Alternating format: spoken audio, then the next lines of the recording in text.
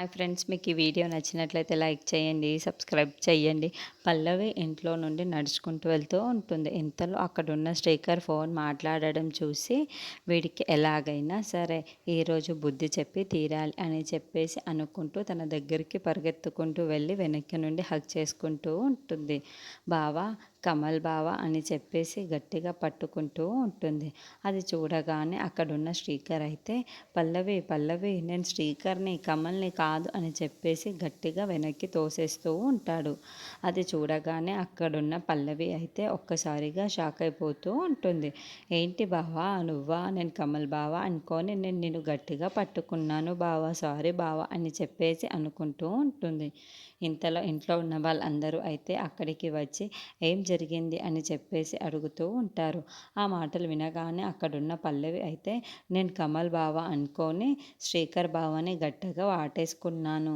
ఎవరైనా చూసి ఉంటే వాళ్ళు తప్పుగా అనుకుంటారు కదా, బయటి వాళ్ళు చూసి ఉంటే నన్ను ఎంత తప్పుగా అనుకునే ఉండేవాళ్ళు. అందుకే మామయ్య గారు నన్ను బయటికి పంపించేయండి, ఇంట్లో నుండి వెంటనే వెలివేసేయండి, నేను ఇంట్లో ఉండడానికి అర్హురాల్ని కాదు అని చెప్పేసి అంటూ ఉంటుంది. ఆ మాటలు వినగానే ఇంట్లో ఉన్న వాళ్ళందరూ అయితే ఒక్కసారిగా షాక్ అయిపోతూ ఉంటారు.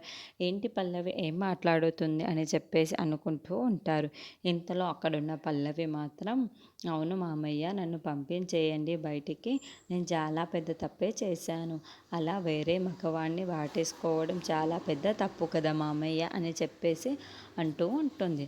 ఆ మాటలు వినగానే అక్కడున్న వాళ్ళ మామయ్య అయితే నువ్వు బయటికి వెళ్ళవలసింది నువ్వు కాదమ్మా అని చెప్పేసి అంటూ ఉంటాడు. ఆ మాటలు వినగానే అక్కడున్న పల్లవి అయితే ఒక్కసారిగా షాక్ అయిపోయి వాళ్ళ మామయ్య వైపుకు చూస్తూ ఉండిపోతుంది.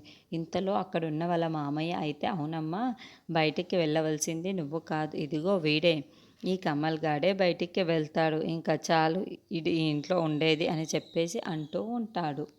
ఆ మాటలు వినగానే ఇంట్లో ఉన్న అందరూ షాక్.